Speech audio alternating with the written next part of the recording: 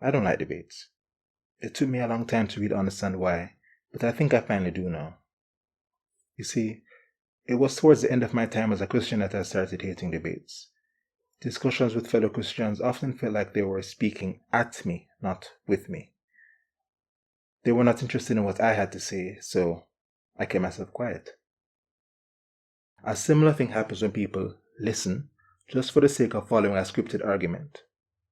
This type of thing seems very common in Christian evangelism and apologetics. Two experiences come to mind. A few weeks ago, a plumber was at my house late on Friday afternoon.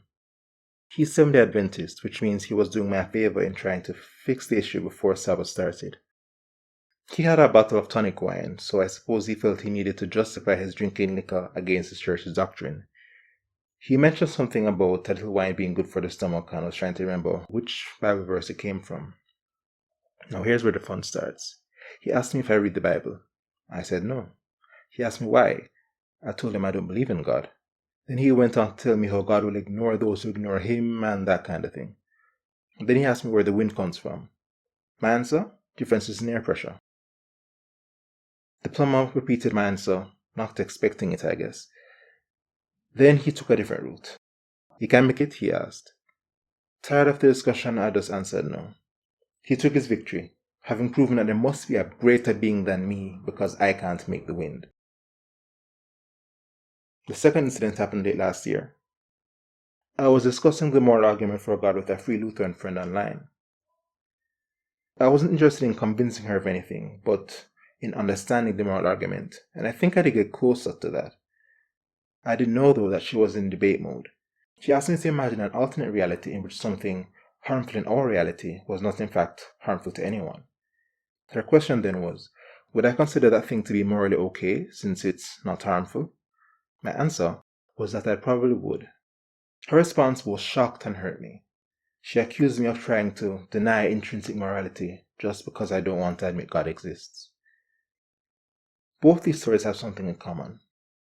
Both Christians had a script they were using to prove God's existence, and both responded to my deviation from that script by trying to steer me back towards it.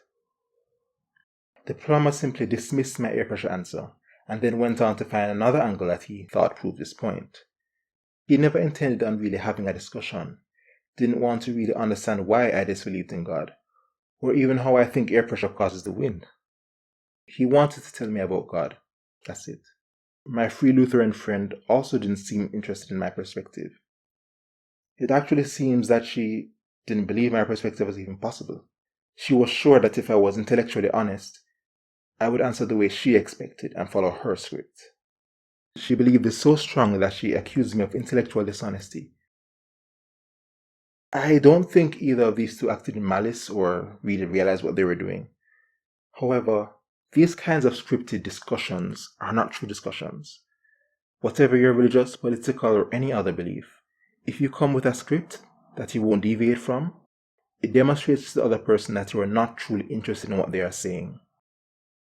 If the other person is like me, they'll probably just stay quiet and let you think you've won. And if that's what you want, go ahead and do that. But if you genuinely want a discussion, leave your scripts at the door. Maybe then we can have a true discussion.